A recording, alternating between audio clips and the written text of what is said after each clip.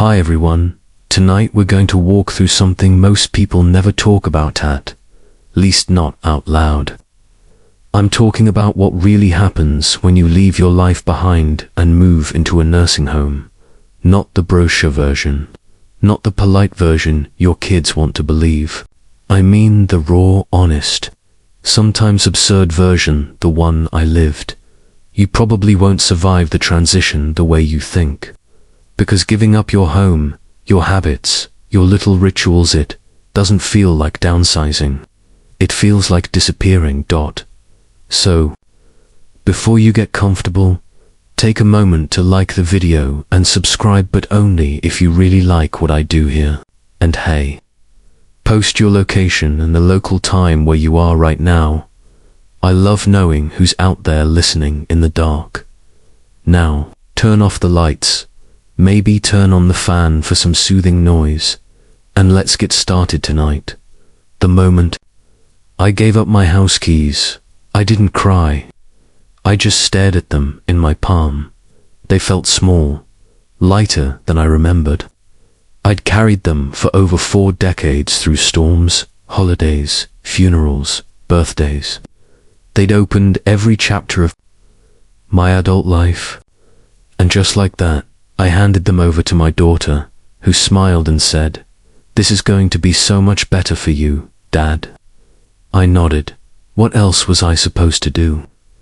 It was either that or risk falling down the stairs again and being found days later by the mailman, so I moved into the nursing home, or assisted living community, as the brochure called it.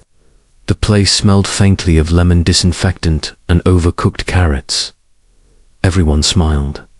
The floors were too clean. The welcome committee gave me a mug with my name on it, like I'd just joined a country club, instead of surrendering the last bit of independence I had left. At first, I played along. I smiled at the staff. I complimented the wallpaper. I even participated in bingo night, though I kept forgetting which letters they'd called. Everyone was very polite, painfully polite. It was like being trapped in a permanent waiting room, where the clock had no hands. The hardest part, it didn't feel like mine. My room was spotless and sterile, like a hotel that forgot to check in the soul. There was a bed, a TV, a call button, and a window that looked out at a parking lot. The silence wasn't peaceful, it was hollow. And no one talks about how weird it is to have a roommate in your 70s. It's like going back to college, except now both of you snore and forget each other's names. An old age truth I learned. Quickly, you don't lose your identity all at once. It slips away like coins falling through a hole in your pocket. First, they take your car keys, then your privacy. Then your calendar fills up with activities you didn't ask for, like balloon volleyball at 2 p.m. I tried to laugh it off. I made sarcastic comments under my breath, little things to keep my grip on reality. If I die during Zumba, just leave me there. It'll be the most excitement this place has seen all year. The staff didn't find it funny, but the guy in the room next to mine, Harold, laughed so hard he choked on his applesauce. Quirky fact, the average nursing home resident watches over 4 hours of TV a day. I used to joke that we were all in training for a Jeopardy tournament that never came. It's not that people there don't care, it's that routine becomes a kind of fog. And once you're in it, it's hard to tell what day it is, or even if it matters. There's been academic chatter about whether communal living improves life expectancy. Some say it reduces isolation. Others say it accelerates decline because you surrender decision-making. After living it, I can tell you it depends on the person and the place, and how much you're willing to fight for your own name in a sea of room numbers. I thought I was doing the right thing. I thought safety and predictability would feel like relief. But all I felt was this quiet erosion, like someone slowly erasing me with a very kind pencil. And yet, I smiled. I kept smiling, because no one wants to hear that you regret trying to stay alive. Not when they've already packed up your house and sold your recliner on Facebook Marketplace. So I drank my lukewarm tea, waved politely at the activities director, and told myself this was just the beginning of a new chapter, even though it felt more like the closing credits. Harold used to say, "You've never felt truly alone until you're surrounded by 70 people and none of them know your middle name." I didn't understand what he meant at first. The place was always buzzing, nurses walking back and forth, staff offering help with medications, residents chatting about reruns of Matlock like it was fresh news. But somehow, in all that noise, I felt invisible. Loneliness in a nursing home doesn't always look like someone eating alone. Sometimes it looks like a person nodding at a joke they didn't hear just to seem engaged, or someone nodding off during group crafts, not because they're tired, but because their soul is just done pretending to care about glitter glue. I'd been told living with others would help me stay social, keep my spirits up, but what no one warned me about was how artificial the connections could feel. Small talk was on repeat. "How are you today? Nice weather we're having. Have you tried the chicken salad?" I started missing real conversations, the ones that went off the rails, that got personal, that reminded you someone knew you before your hearing went south. There was one day, Roni. I remember when a new resident moved in down the hall. Everyone was whispering, "She's younger than most of us, still drives, writes poetry." I thought maybe she'd bring some energy into the place, and she did for about a week. But then the routines caught her, too. Same hallway, walks, same TV shows, same glazed expression. I asked her once if she was lonely. She looked at me and said, "Not really, but I feel forgotten." That hit me harder than I expected. Because yes, that was the word. Forgotten, like the world outside had moved on. And we were just waiting here, like pages dog-eared in a book. No one was reading anymore. There's this old age wisdom people toss around. You're never really alone if you have yourself. But whoever said that probably never ate for consecutive meals in silence, facing a beige wall while listening to your roommate snore through pudding. And here's something that's still funny. In a sad sort of way, people would visit, kids, grandkids, nieces, and they'd always say the same thing. "You look great," or "This place is so nice." Then they'd take a selfie with you like you were a tourist attraction and vanish for 3 months. A quirky fact I learned while half listening to a wellness seminar in the lounge.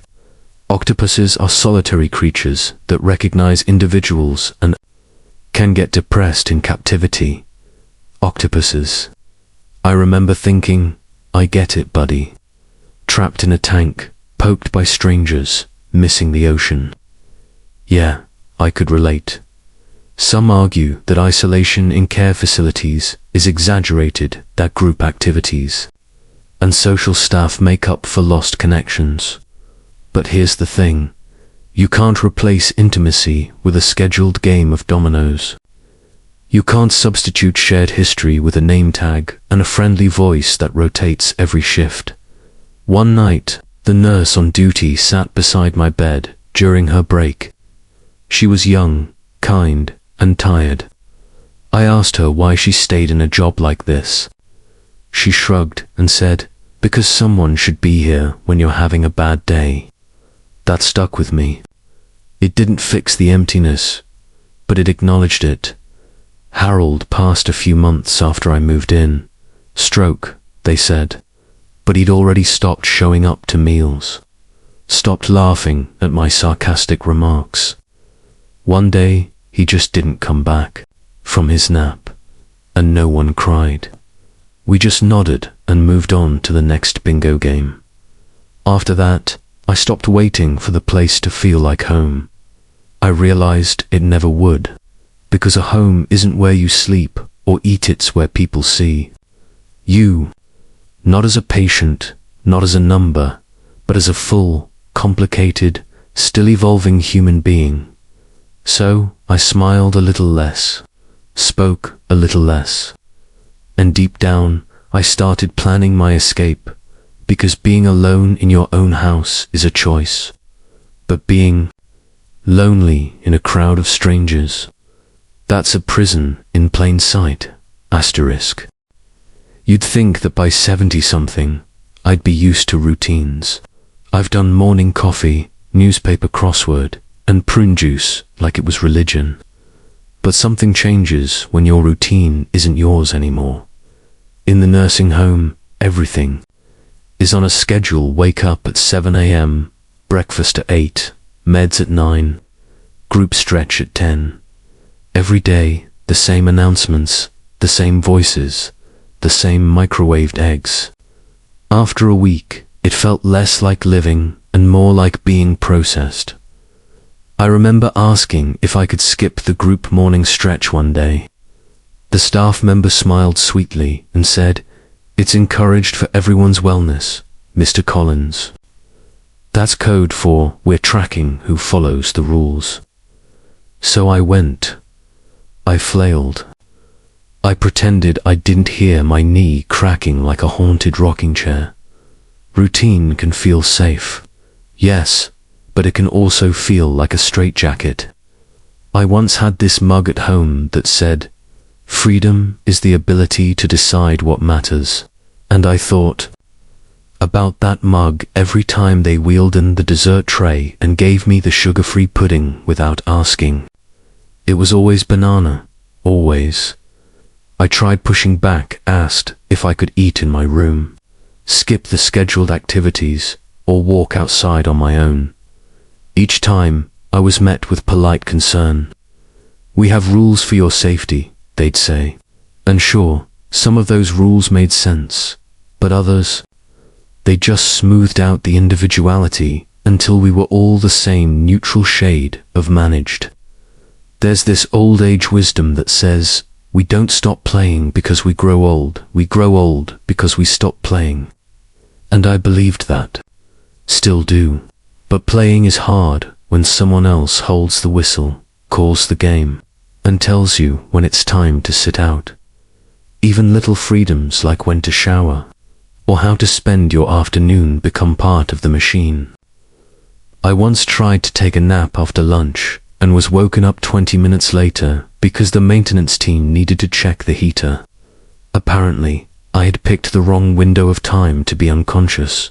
A quirky, random truth I picked up from a trivia game in the lounge. Sloths can hold their breath longer than dolphins. Imagine that these lazy tree huggers outlasting some of the ocean's smartest mammals underwater. It made me laugh. Because, in a way, I felt like that sloth, slow-moving, underestimated, and somehow still surviving on my own terms. Some folks say routines protect us, that they guard against cognitive decline and increase lifespan. And sure, there's evidence for that. But there's also an academic debate about autonomy in elder care.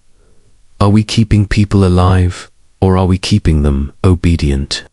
Because those aren't the same thing. I started sneaking in my own tiny rebellions.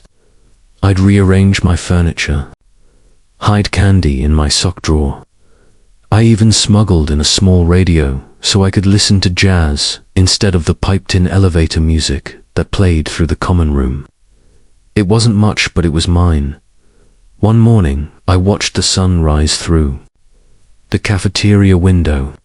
No one else noticed it was too early, and the coffee was still weak. But it was a moment, mine alone. A quiet slice of freedom in a place where even time felt borrowed. I know why they run these places like cruise ships with checklists, efficiency, liability, structure. But what they forget is that people don't thrive under fluorescent lights and forms filled out in triplicate. We thrive in messy, unpredictable, personal moments. I used to dance in the kitchen with my wife on Sunday mornings. That was a routine too, but one we created. No clipboard, no name tags, just a record spinning and the smell of pancakes. In the home, nothing smelled like pancakes. Everything smelled like sanitizer and watered down gravy. So I started counting my days, not in dread, but in resistance. How many more would I live on their schedule before I reclaimed my own? Because there's a difference between routine and ritual. One is imposed, the other is chosen. And I wanted to get back to choosing heaven. If it meant walking out with nothing but a duffel bag and a heart full of unfinished jazz. Asterisk. The nurse meant well, I know she did. But when she gently took the spoon out of my hand and said, "Let me help you with that, sweetheart," I felt something inside me quietly fold in on itself. It wasn't about the soup. It was about what that gesture represented. A slow, polite stripping away of my personhood. A shift from me to case number 437, East Wing. And that was the moment it hit me. I wasn't being cared for. I was being managed. You see, in a nursing home, help is everywhere, but being seen is rare. There's a difference between being looked after and being looked at. And after a while, I started to feel like a well-maintained houseplant. Watered, fed, talked to occasionally, but no one really wondering what was going on under the leaves. They called it person-centered care, but that's just the slogan. What it really felt like was protocol-centered care with a smile on top. Let me give you an example. One afternoon, I was feeling off, just off. Not in pain, not sick, just not me. I tried to explain it to the nurse on duty. She nodded, scribbled something on her clipboard, and told me she'd circle back later. She never did. She meant to, I'm sure of that. But in the system we were in, later didn't exist. Everything was now or never, and now was already triple booked. There's an old age truth that says, the deepest hunger of the elderly is dignity. I felt that in my bones. And it wasn't about grand gestures. It was about being asked how I wanted my eggs. About being spoken to instead of over. About being touched like I was fragile, but not invisible. I once overheard a new staff member ask, do they even notice if we're a few minutes late with meds? As if we weren't paying attention. As if our minds had all packed up and left, and we were just husks that needed maintaining. I wanted to shout, yes, we notice everything. But instead, I just sat there, because what would it change? And here's the quirky fact I clung to that week. Flamingos are naturally white tits, their diet that makes them pink. That stuck with me.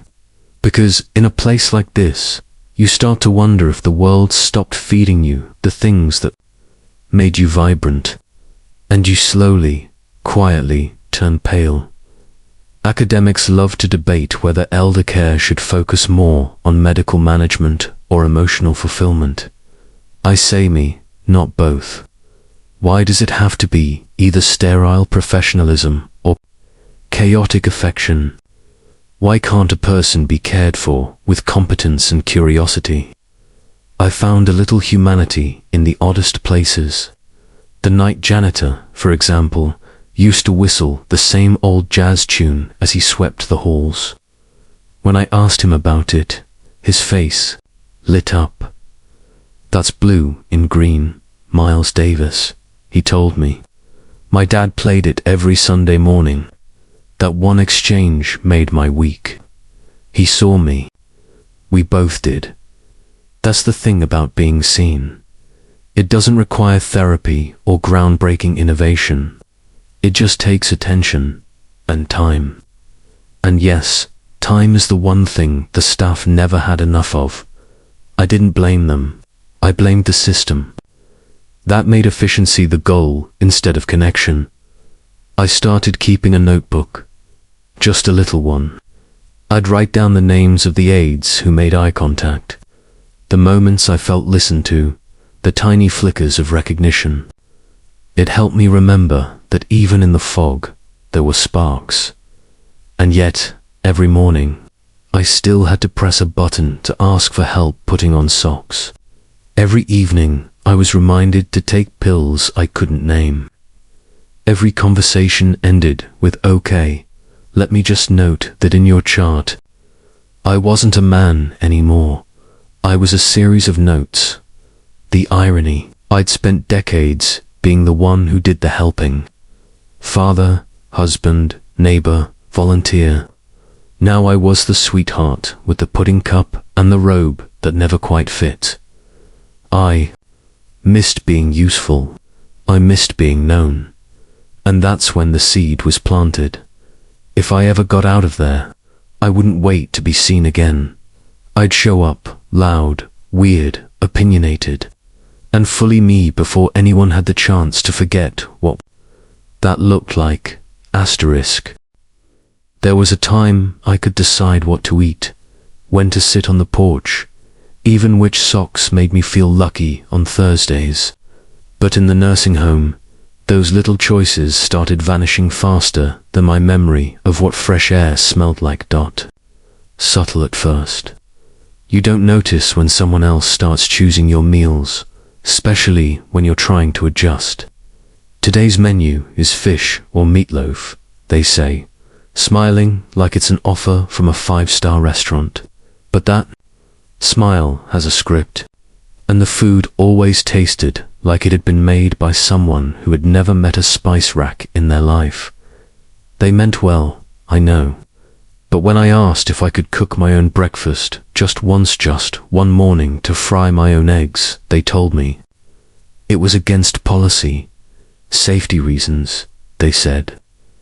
Apparently, me wielding a spatula was now a hazard.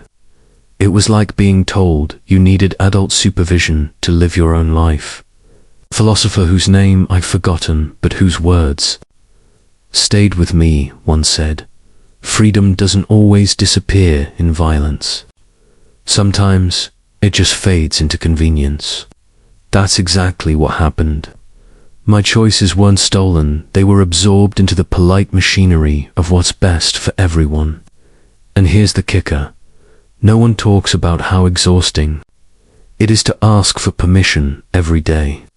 Permission to go outside. Permission to take a walk longer than the perimeter of the courtyard. Permission to skip balloon volleyball because you'd rather stare at a wall and think about your third-grade teacher one day.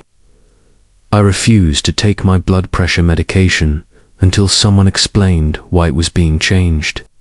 You'd think I'd asked to host a keg party.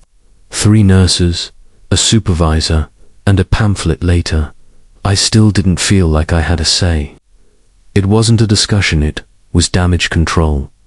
Old age wisdom.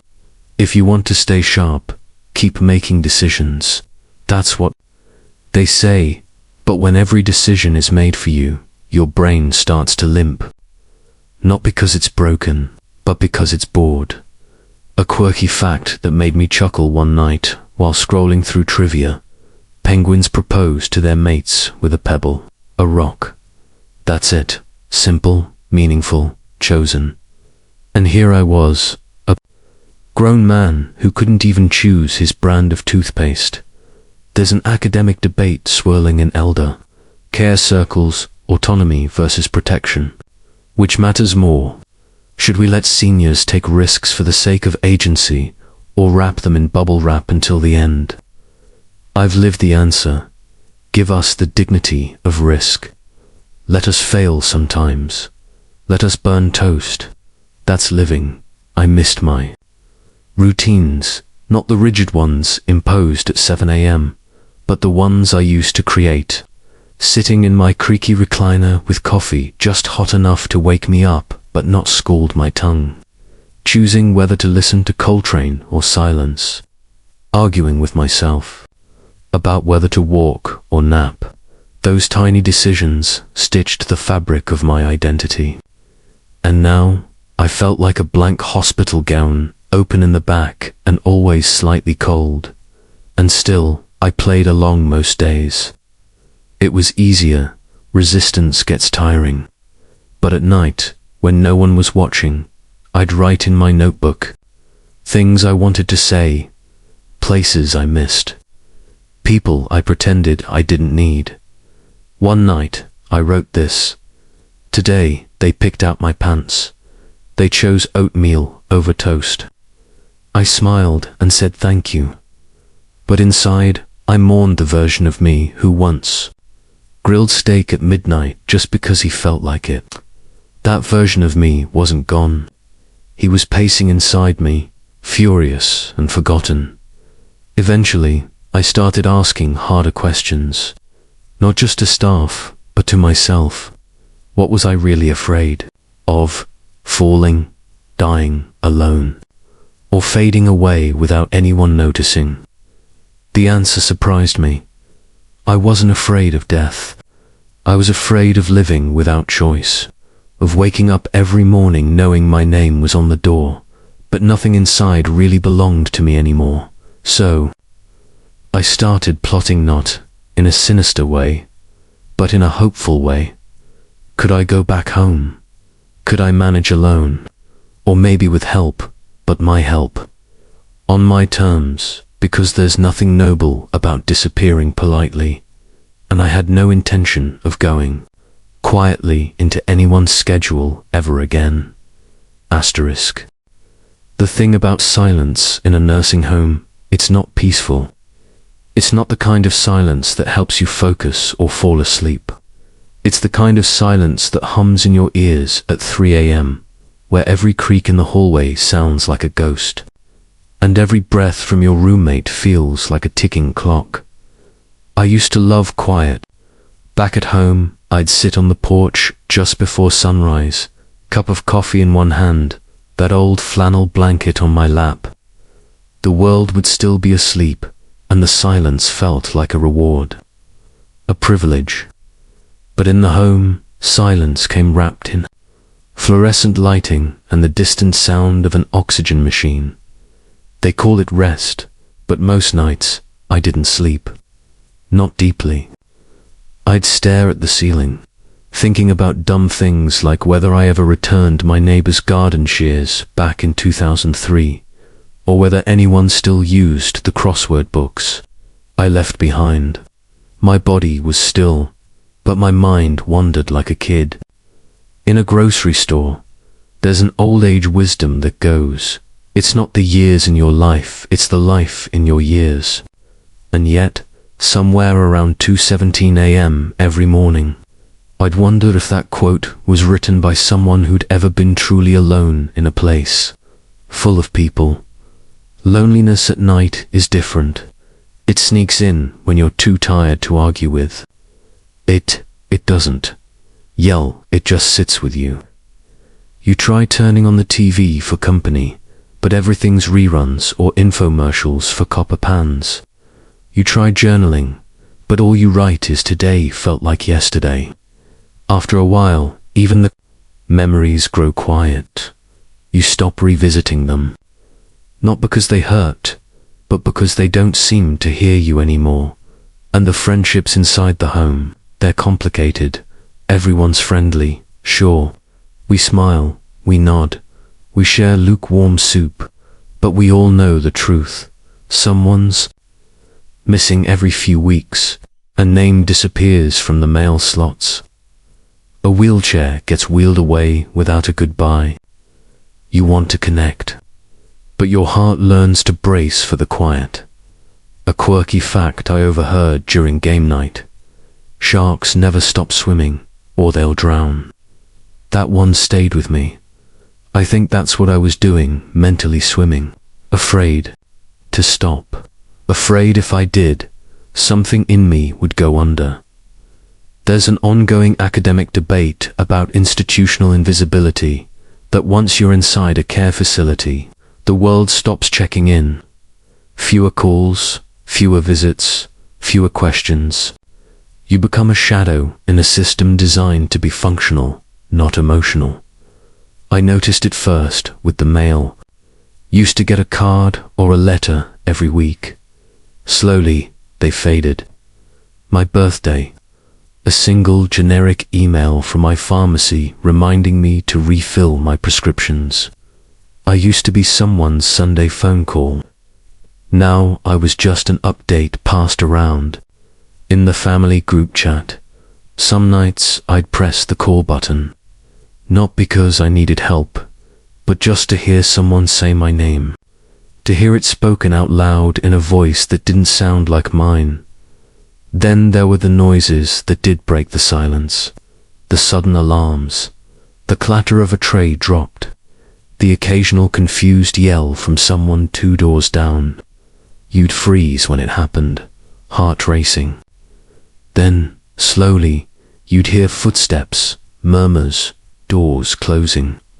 And just like that, the silence would resumedly heavier. I tried talking to the chaplain once.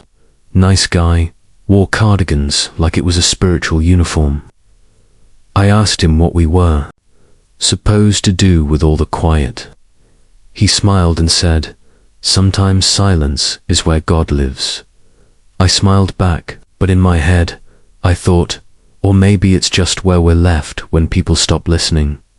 There was one night I'll never forget it. The power went out during a thunderstorm. Just for a minute. The lights flickered. The backup generator stuttered. But in that moment, every TV turned off. Every artificial sound vanished. And for the first time in months, the silence felt real. Honest, raw, and I cried, not sobbing, not dramatic. Just tears slipping down my cheeks, because, for a brief moment, the building stopped humming, and so did I.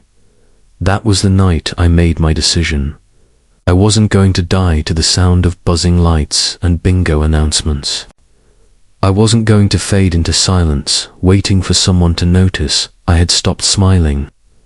I was going to make a noise, however small, that reminded me I was still alive. Because silence shouldn't feel like a punishment, and if no one else was going to fill the quiet with meaning, then maybe I would.